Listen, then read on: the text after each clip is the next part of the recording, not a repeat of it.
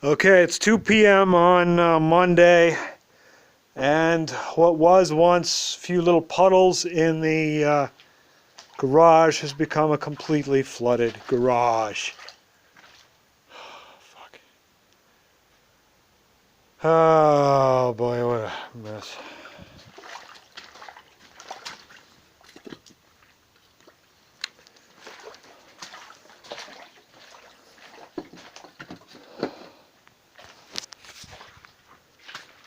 I did a hell of a lot of work outside there, but even me doing the work was just not enough to stop this.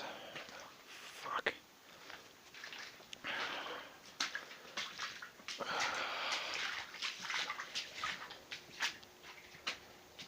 So it's mostly coming in from the door. It's also coming in from over here. That's pretty much it.